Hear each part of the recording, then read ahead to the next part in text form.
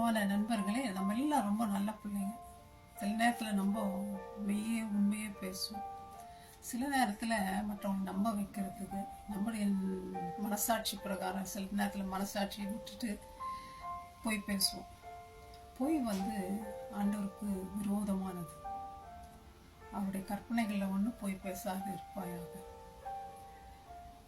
ஆதாம் ஏவாளை ஆண்டவர் ஏதேன் தோட்டத்தில் வைக்கிறார்.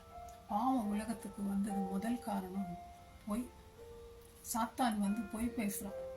நல்ல கனி அதுவும் சாப்பிட்டா தேவனை போல ஆயிடுவேன், அதனால சாப்பிடுன்ட்டு ஏவாளை ஏமாற்றி பொய் சொல்லி அப்படியா பொய் உலகத்துக்கு வருது. பொய்யினால தான் இயேசு கிறிஸ்து கூட சிலுவையில் நமக்காக அறையப்பட்டார். அவன் மேலே பொய்யா சாட்சிகள் சொன்னான், செய்யாதது. இயேசு கிறிஸ்து உண்மையுள்ள தேவன், நானே வழியும் சத்தியமும் ஜீவனுமா இருக்கிறேன் என்ற பொய் அவர்கிட்ட இருந்ததில்லை, பொய் பேசினதில்லை இயேசு கிறிஸ்து. நீதிமொழிகள் 19:9 பொய் சாட்சிக்காரன் ஆக்கினைக்கு தப்பான், பொய்களை பேசுகிறவன் நாசம் அடைவான். நம்ம நினைச்சுக்கிறோம் நம்ம ஜோக்குக்கு பேசுறோம், தமாஷுக்கு பேசுறோம், மற்றவங்களை சிரிப்பு காமிக்கிறதுக்கு.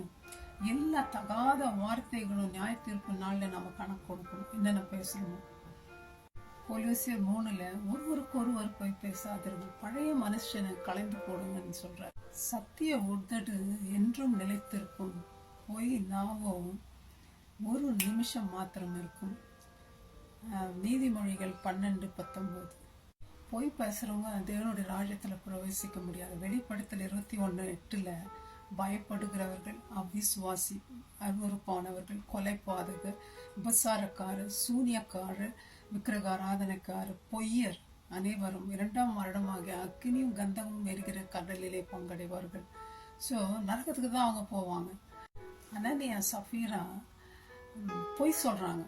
அவங்க நிலத்தை வித்துட்டு இவ்வளவுதான் வித்தோம் அப்படின்ட்டு. அவங்களுக்கு நடந்தது என்ன? பொய் பேசுனால 2 பேரும் செத்து போனாங்க. பொய்யை வெறுப்போம், பொய் பேசாமல் இருக்க கற்றுக் கொடுப்போம்.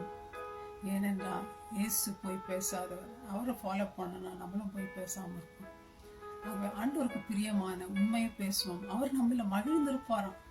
நம்ம உண்மையும் நம்பிக்கையும் உள்ளவர்களா இருந்தா ஆண்டவருக்கு மகிழ்ச்சியை கொடுப்போம், உண்மையை பேசுவோம். God bless you, my friends. Thank you. Bye-bye.